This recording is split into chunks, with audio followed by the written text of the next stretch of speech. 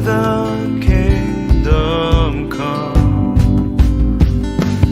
In His name I find, in His name I find, in His name I find the peace I seek. In His name I find, in His name I find, in His name I find the joy I seek.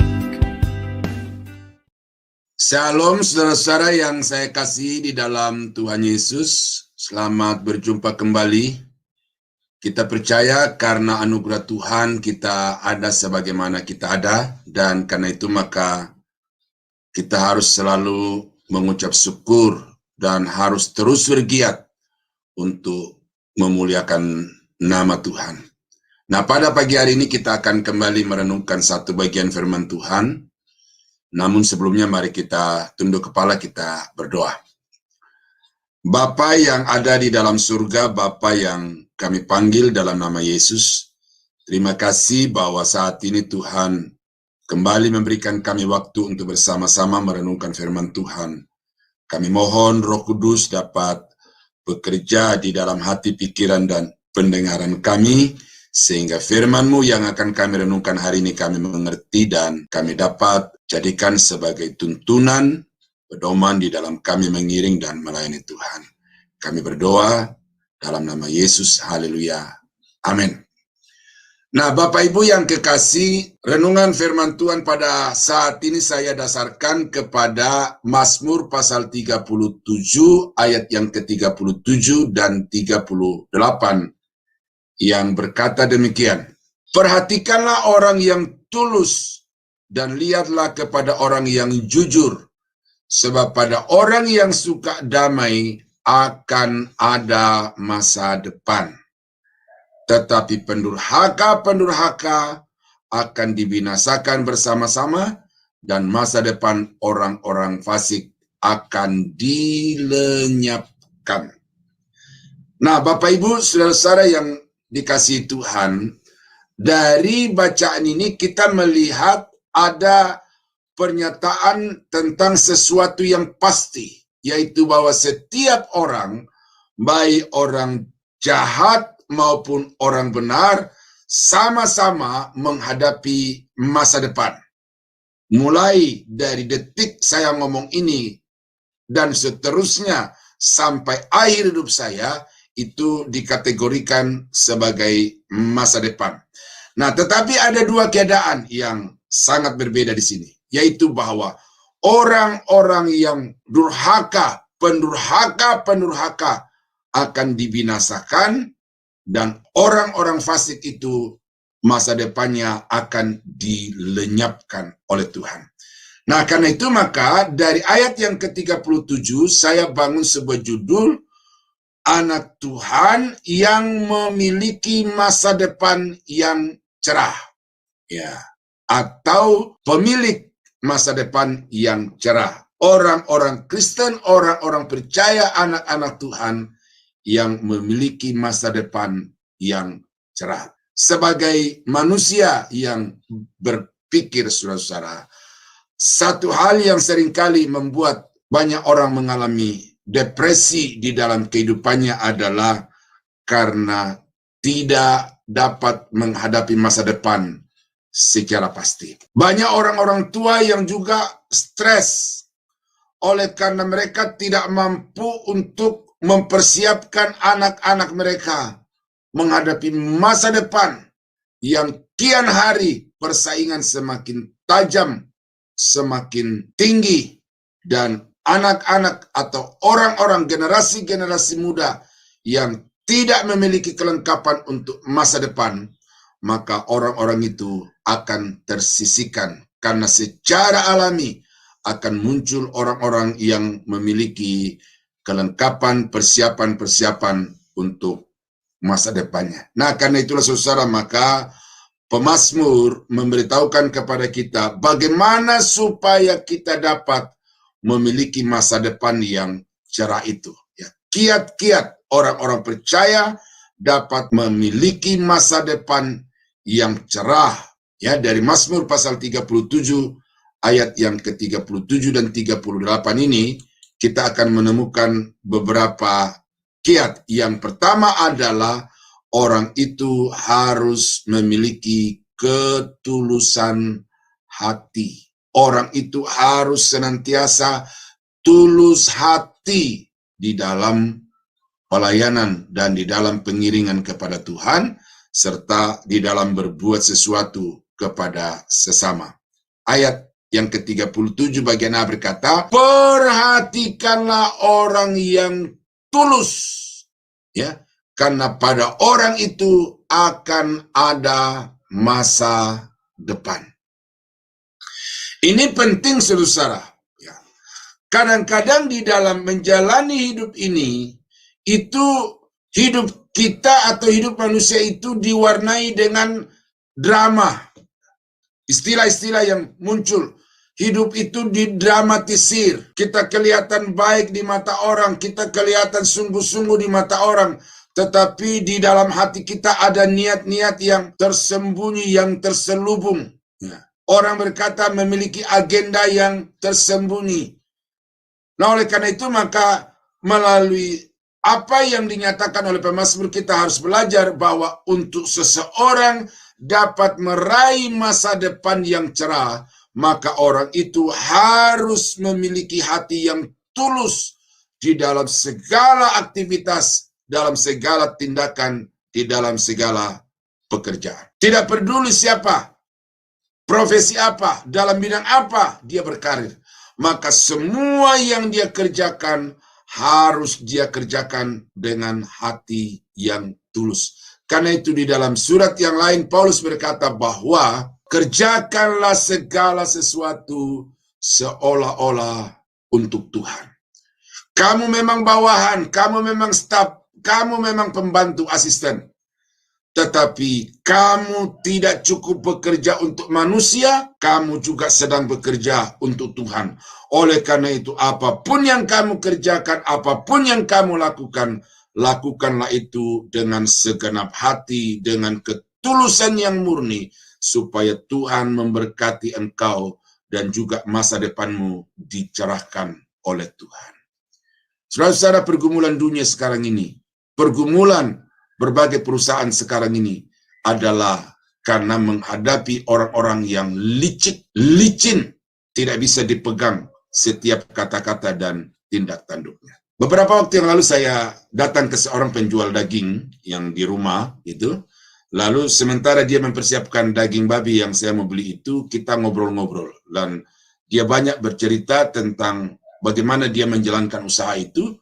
Dan dia berkata, saya harus mengontrol semuanya. Yang ke restoran-restoran, yang ke pasar-pasar, yang ke orang per orang, saya harus mengontrol semua yang dikerjakan oleh pembantu-pembantu saya. Karena kalau saya tidak mengontrol secara cermat dan teliti, maka istilahnya kita akan dimakan oleh karyawan. Itu fakta. Banyak perusahaan-perusahaan yang bangkrut oleh karena perilaku dari pekerja-pekerja. Ya. Kita melihat di Indonesia, Pertamina, laporannya rugi. PLN di Indonesia kita juga dengan laporan rugi. Ya, saya tidak mau masuk, karena saya memang bukan orang situ. Cuma fakta, informasi yang kita dapatkan dari pemberitaan-pemberitaan, bahwa perusahaan-perusahaan yang sekaliber Pertamina, PLN saja itu mengalami kerugian. Di mana? Belum lagi BUMN yang lain. Di mana letaknya? Apa persoalannya? Ini faktor manusia. Orang-orang yang menjalankan itu sangat dipertanyakan ketulusan di dalam menjalankan amanah yang Tuhan percayakan, untuk menjalankan kepercayaan yang negara berikan kepada mereka. Nah, sama seperti saudara dan saya di dalam mengiring Tuhan, di dalam melayani Tuhan, ketulusan hati itu sangat-sangat penting. Karena hanya orang-orang yang tulus hati, yang berkenan kepada Allah, hanya orang-orang yang tulus hati, yang kemudian dirancang oleh Tuhan masa depannya, secara baik. Karena kalau hati kita dikuasai dengan kelicikan, kecerdikan, maka pada akhirnya Tuhan sendiri yang akan memusnahkan kita.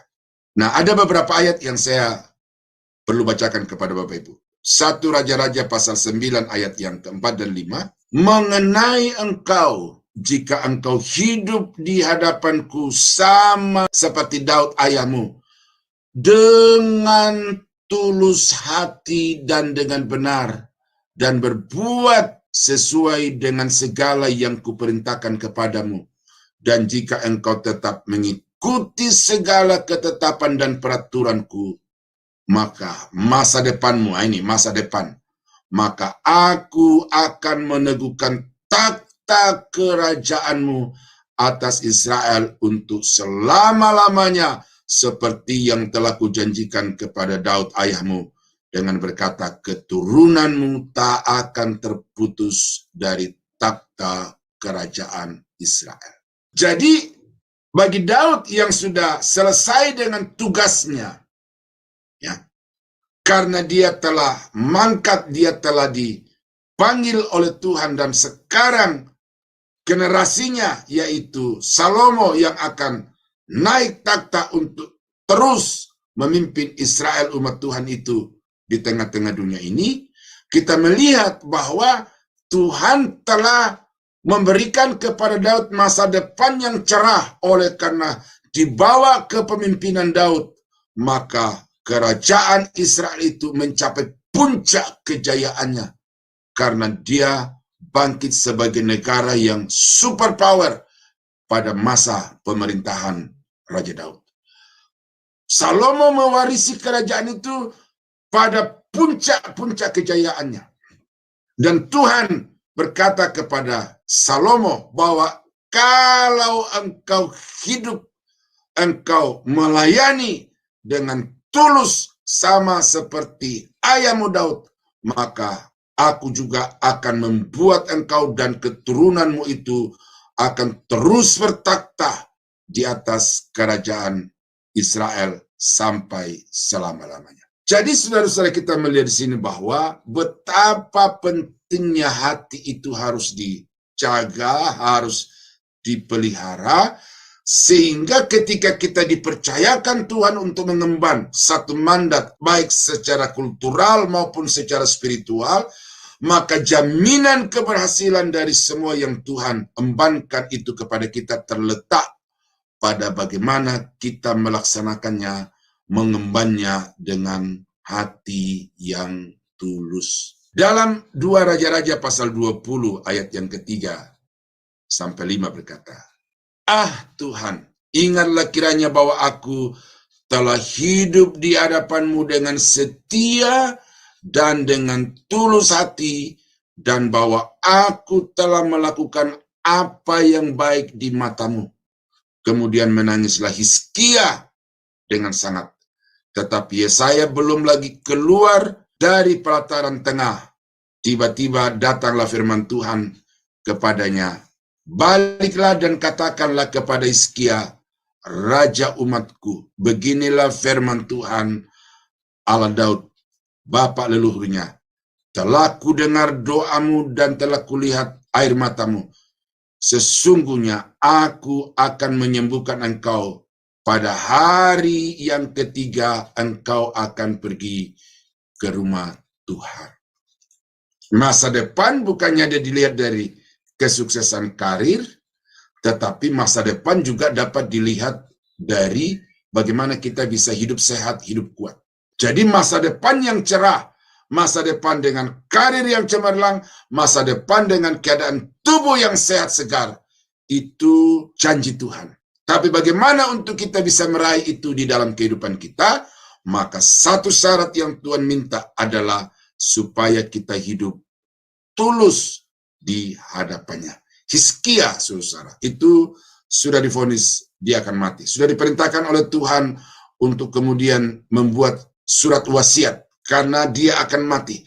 Tetapi ketika pesan itu sampai kepada Hizkia melalui Nabi Yesaya, maka Hizkia merendahkan hati di bawah kaki Tuhan. Kemudian dia menyatakan kepada Tuhan bagaimana sikap hatinya dalam mengemban tugas panggilan untuk menjadi raja atas Israel itu, bahwa dia telah hidup di hadapan Tuhan dengan setia dan dengan tulus hati.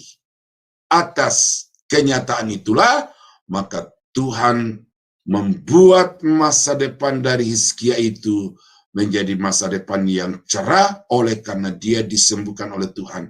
Dia berkata bahwa dalam tempo 3 hari, engkau tidak akan ada di tempat tidur lagi, tetapi di dalam tempo 3 hari, engkau sudah akan pergi ke bait Allah untuk menyembah aku. Nah, jadi saudara kekasih dalam Tuhan, ini satu ajaran, satu himbauan, satu peringatan bagi saudara dan saya, bahwa di dalam mengemban tugas yang diembankan Tuhan kepada kita, mari kita melakukan dengan segenap hati, dengan tulus dan dengan setia. Itu kiat yang pertama untuk dapat memiliki masa depan yang cerah, maka kita harus melakukan tugas panggilan kita itu dengan tulus ikhlas di hadapan Tuhan. Jangan dengan bulus licik, tetapi dengan tulus ikhlas. Yang kedua, apa yang dikatakan di dalam ayat yang ke-37 bagian B, bahwa orang yang memiliki masa depan yang cerah adalah orang yang memiliki sikap jujur, melakukan segala sesuatu dengan jujur. Ini kualitas hidup, kualitas pekerja, kualitas pelayan, kualitas semua bidang kehidupan yang dituntut dan yang diharapkan adalah bagaimana supaya setiap orang itu mengerjakan segala sesuatunya dengan jujur. Kejujuran merupakan satu barang langka. Korupsi di mana-mana, tipu menipu di mana-mana, berperilaku licik terjadi di mana-mana.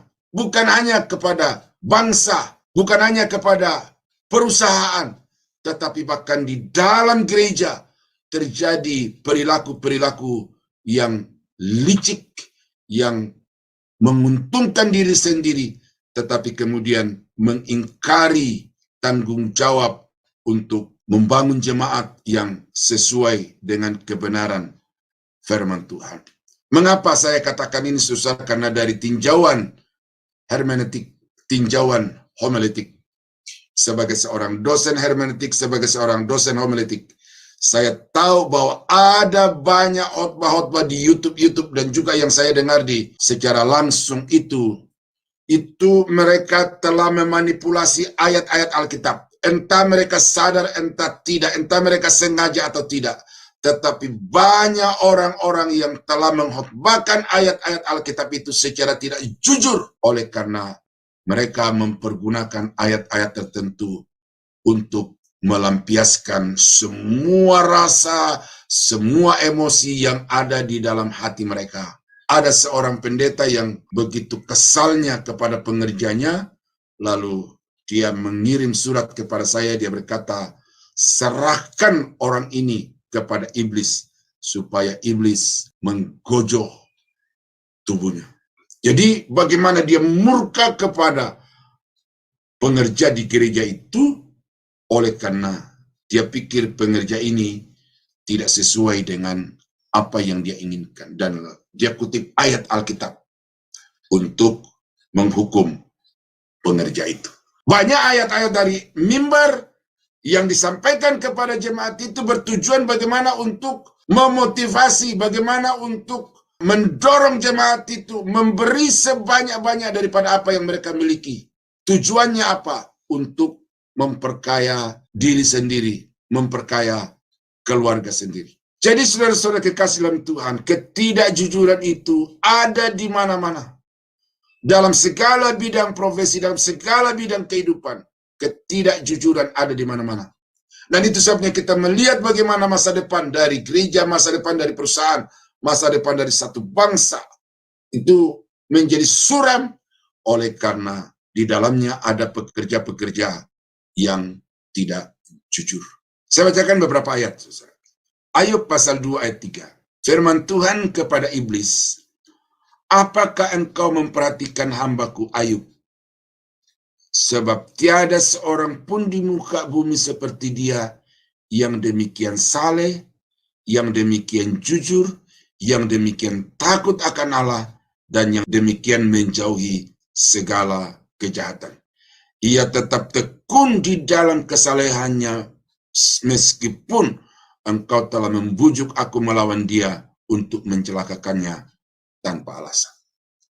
Jadi, bagaimana Tuhan di sini memberikan suatu pernyataan yang kuat kepada iblis, bahwa Ayub itu adalah seorang yang jujur di dalam menjalani hidupnya, di dalam menjalankan usahanya, di dalam berbakti kepada Tuhan. Dia jujur. Dia tidak memanipulasi situasi, dia tidak memanipulasi ritual-ritual keagamaan, tetapi apa yang dia lakukan dengan sejujur-jujurnya. Kita melihat bahwa memang Ayub jatuh ke dalam berbagai-bagai pencobaan. Satu pencobaan yang menurut saya tidak ada seorang pun yang bisa sanggup untuk menghadapi dan kuat untuk menjalani kehidupan yang seperti itu. Itu maka kita melihat banyak orang yang gantung diri, banyak orang yang minum racun, banyak orang yang buang diri ke dalam jurang, gantung diri dan lain sebagainya. Banyak orang yang datang ke dokter untuk disuntik mati karena tidak kuat untuk menjalani hidup ini. Ayub, saudara, mengalami satu keadaan yang sangat-sangat menderita, diizinkan oleh Tuhan untuk sampai kepada titik nadir kehidupannya. Bahkan istrinya yang tadinya sudah sepakat sehidup semati, susah senang dijalani bersama-sama, tetapi sampai kepada satu titik, istrinya pun berkata, Ayub, untuk apa lagi engkau berbakti kepada Allahmu? Kutukilah dan matilah. Tetapi Ayub, saudara, tidak mundur sedikit pun. Dia tetap mengikut Tuhan. Dia tetap berlaku jujur di hadapan Tuhan. Dia berkata, masa akan menerima yang baik dari Tuhan, sedangkan yang buruk kita tidak menerima. Dia jujur menjalani hidup ini, bahwa hidup kita ini dibawa kendali daripada Tuhan. Karena itu, saya harus mempertanggungjawabkan hidup ini kepada Tuhan. Itu sebabnya kalau kita baca di dalam pasal 42 ayat yang ke-8, oleh sebab itu ambillah 7 ekor lembu jantan dan 7 ekor domba jantan dan pergilah kepada hambaku Ayub. Ini perintah Tuhan kepada sahabat-sahabat Ayub, ya, yang dari pasal-pasal 3 dan seterusnya itu, mereka itu mencecar Ayub dengan berbagai tuduhan. Ayub, kamu dihukum. Ayub, kamu berkata kamu jujur, tetapi kamu sebenarnya tidak seperti itu di hadapan Tuhan. Seterusnya, sampai hampir habis kitab Ayub itu. Tetapi kemudian Tuhan membuktikan bahwa Ayub itu tidak seperti yang dituduhkan oleh teman-temannya, dan karena itu sahabat-sahabatnya diminta oleh Tuhan untuk pergi meminta pengampunan dari Ayub. Ya, lalu persembahkanlah semuanya itu sebagai korban bakaran untuk dirimu, dan baiklah hambaku Ayub meminta doa untuk kamu, karena hanya permintaannya lah yang akan kuterima, supaya aku tidak melakukan aniaya terhadap kamu. Mengapa? Sebab kamu tidak berkata benar. Ya, kamu tidak berkata benar tentang aku seperti hambaku Ayub. Ini dasar yang juga saya katakan di poin 1 tadi itu, bahwa ada banyak pendeta-pendeta yang tidak jujur di dalam pemberitaan Injil. Karena sama seperti sahabat-sahabat Ayub, mereka sepertinya berbicara atas nama Tuhan. Mereka sepertinya utusan Tuhan untuk datang menasehati, menegur Ayub. Tetapi Tuhan menemukan bahwa ketika sahabat Ayub ini adalah pembohong-pembohong, pendusta-pendusta, penipu-penipu yang berbicara atas nama Tuhan, tetapi sesungguhnya Tuhan tidak seperti yang mereka katakan kepada Ayub. Nah, hati-hati saudara-saudara, terutama pelayan-pelayan Tuhan, hati-hati di dalam menyampaikan firman kepada jemaat. Jangan sampai saudara menjadi pendusta oleh karena saudara tidak mengatakan kebenaran firman itu sebagaimana firman itu adanya. Ada banyak contoh-contoh untuk saya bisa sampaikan di sini, tetapi karena ini singkat waktunya, maka saya hanya memberikan pernyataan dasarnya bahwa sebagai seorang anak Tuhan, sebagai seorang hamba Tuhan, kita harus berlaku jujur, kita harus melakukan kebenaran di hadapan Tuhan sebagaimana kebenaran itu, supaya dengan demikian masa depan kita menjadi cerah. Nah, Amsal ini dari seorang yang sangat berhikmah di dalam Alkitab, yang meneliti seluruh aspek kehidupan di bawah kolong langit ini, khususnya manusia. Dia menemukan berkata, ya, Amsal 14:11, rumah orang fasik akan musnah, tetapi kemah orang jujur akan mekar. Tuh, kemah orang benar akan mekar. Artinya apa, saudara? Kesejahteraan, kemakmuran, perkembangan ekonomi orang itu karena dari kemah bertumbuh menjadi rumah. Sebaliknya kalau orang fasik, rumah menjadi musnah, lalu kemudian menjadi pondok-pondok yang kita melihat di berbagai dunia dengan adanya bencana-bencana itu. Nah, jadi karena itu saudara-saudara, untuk bisa melihat masa depan yang cerah, karir cerah, tubuh sehat, ekonomi dicukupkan oleh Tuhan, maka hiduplah dengan jujur di hadapan Tuhan, di hadapan sesama, dan juga jujur terhadap pengetahuan. Ini saya sampaikan, tadi sudah singgung masalah profesi kependetaan yang tidak jujur kepada disiplin ilmunya, tetapi saya temukan juga dari pernyataan-pernyataan bahwa ada banyak orang hukum yang diharapkan menjadi penegak hukum, tetapi tidak jujur kepada ilmu hukum yang mereka sandang itu, yang mereka emban, yang mereka miliki itu. Mereka memanipulasi pasal-pasal demi klien yang mereka cintai, demi klien yang menguntungkan, dan demi kepentingan ekonomi dan jabatan mereka. Itu sudah tidak rahasia lagi.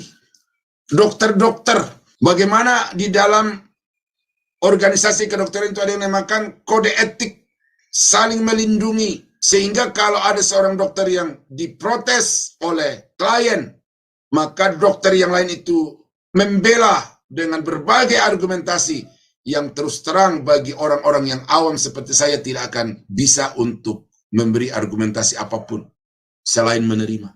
Tetapi dari banyak keterangan-keterangan dokter-dokter yang lain, itu ternyata adalah dusta, kepalsuan untuk membenarkan kepentingannya. Ya, anggota dewan dari PDIP namanya Ciptaning. Ini waktu remaja kami sempat berkawan gitu ya. Tapi kemudian dia berkarir, lalu saya tetap di pendeta, kami terpisah dan sampai sekarang nggak pernah tatap muka lagi. Tetapi kalau saya ketemu, saya cerita pasti dia akan ingat. Nah, dia berkata begini saudara di rapat anggota dewan itu, bahwa dokter-dokter itu telah memperdaya pasien dengan tidak jujur obat-obat. Kerjasama dengan apotek untuk mencari keuntungan bagi dokter dan bagi apotek itu. Nah, ini satu kutipan yang tidak bisa disanggah karena ada di YouTube. Cari Ciptaning, anggota dewan dari Partai Demokrasi Indonesia Perjuangan. Nah, jadi saudara, karena itu maka kita harus hidup jujur di dalam hidup ini. Baru yang ketiga, bagaimana untuk kita memiliki masa depan yang cerah? Maka kita harus mencari perdamaian, menyukai kedamaian, menciptakan perdamaian. Ini penting. Ya, seperti di dalam ayat yang ke-37 bagian C. Perhatikanlah orang yang suka damai. Ya. Perhatikanlah orang yang suka damai. Akan ada masa depan yang cerah. Saudara-saudara, dunia sedang dicabik-cabik dengan kebencian, amarah. Rusia, Ukraina sudah berbulan-bulan. Israel, Hamas. Ini Israel hidup di tengah-tengah bangsa yang benci, yang dendam kesumat, yang keinginan mereka satu-satunya adalah melenyapkan Israel dari peta dunia. Dunia dikuasai dengan kebencian, permusuhan. Indonesia terancam dengan perpecahan karena situasi sosial, situasi politik. Tetapi Kita melihat sekarang ini bagaimana di Indonesia seringkali ada huru-hara yang terakhir yang terjadi di Sulawesi Utara. Pemicunya sepele, hanya karena masalah emosi, perasaan maksud saya saling mendukung, satu dukung Palestina, satu dukung Israel. Peperangan jauh di Timur Tengah, tetapi di Indonesia terjadi permusuhan, peperangan, bahkan kemudian terjadi bunuh-membunuh. Bukankah itu satu kenyataan bahwa Indonesia krisis kedamaian? Kita masuk dalam gereja, antar satu gereja dengan gereja lain, ada hubungan yang tidak harmonis, yang seharusnya sebagai sesama tubuh Kristus saling merawat, saling menjaga, saling melindungi. Tetapi gereja-gereja Tuhan di Indonesia saling memusuhi, saling mengecam, dan bahkan kemudian saling menghancurkan. Saya harap saudara bisa menemukan satu YouTube yang mengisahkan atau yang menayangkan tentang ada dua gereja yang saling berdekatan, bermusuhan, lalu satu gereja yang mungkin secara kuat secara ekonomi itu mengambil bulldozer lalu dia membuldozer gedung gereja yang ada di sebelahnya itu. Bukankah ini satu kenyataan bahwa gereja juga dikuasai dengan kebencian, permusuhan, dan pertikaian? Itu sebabnya kita melihat bahwa banyak gereja-gereja yang masa depannya suram oleh karena tidak dikendalikan oleh kedamaian, tetapi dikendalikan oleh kepentingan hawa nafsu kedagingan. Maka pemazmur mengatakan bahwa orang-orang yang masa depannya cerah adalah orang-orang yang menyukai dan mengupayakan perdamaian, kedamaian. 2 Korintus pasal 13 ayat yang ke-11 berkata, akhirnya saudara-saudaraku, bersukacitalah, usahakanlah dirimu supaya sempurna, terimalah segala nasihatku, sehati sepikirlah kamu, dan hiduplah dalam damai sejahtera. Dan hiduplah dalam damai sejahtera. Maka Allah sumber kasih dan damai sejahtera akan menyertai kamu. Saudara-saudara, punya kekayaan itu baik. Punya jabatan itu baik. Punya kesehatan itu baik. Punya apa saja yang kita inginkan itu baik.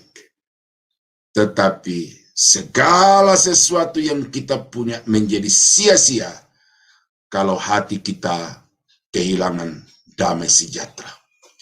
Itu sebabnya saudara-saudara kekasih dalam Tuhan, orang yang memiliki masa depan itu adalah orang yang punya damai sejahtera sepanjang hidupnya. Ada 3 masa depan yang saya sudah sebutkan tadi. Masa depan dengan karir yang cemerlang, masa depan dengan kondisi ekonomi yang cukup, masa depan 4 malah dengan kesehatan yang prima, dan masa depan yang penuh dengan damai sejahtera. Itu sebabnya Bapak Ibu Saudara yang kekasih dalam Tuhan, maka kalau saudara menginginkan minimal 4 itu, karir cemerlang, ekonomi yang cukup, sehat secara tubuh jasmani, damai sejahtera, maka penuhilah 3 syarat yang diminta atau yang dinyatakan oleh penulis kitab Mazmur pasal 37 ayat yang ke-37 dan 38. Yang pertama adalah hiduplah tulus, iringlah Tuhan dengan ketulusan. Yang kedua, kerjakan segala sesuatu dengan jujur. Dan yang ketiga, usahakanlah supaya ada kedamaian di dalam hubungan saudara dengan sesama, kedamaian dengan diri sendiri, dan kedamaian terutama dengan Tuhan. Nah, kiranya firman Tuhan pada pagi hari ini dapat menjadi berkat bagi Bapak Ibu, supaya saudara dapat menjadi pemilik masa depan yang cerah. Tuhan Yesus memberkati. Mari kita tunduk kepala dan kita berdoa. Bapa di surga, terima kasih untuk firman-Mu yang sudah kami dengar bersama-sama, bahwa sesungguhnya masa depan sungguh ada bagi orang-orang yang mengiring Tuhan dengan tulus, yang hidup dengan jujur, dan yang memperjuangkan kedamaian di dalam hidupnya. Tolong kami Bapa, karena ketiga syarat ini merupakan sesuatu yang teramat berat. Nah, karena itu Bapa, kami mohon kiranya kuasa Roh Kudus, kiranya kuasa firman Allah senantiasa memampukan kami untuk melakukan 3 hal ini, dan dengan demikian janji Tuhan untuk masa depan yang cerah akan menjadi nyata di dalam kehidupan kami. Terpuji namamu Bapa di surga. Kami berdoa mengucap syukur untuk firman-Mu. Dalam nama Yesus, haleluya. Amin.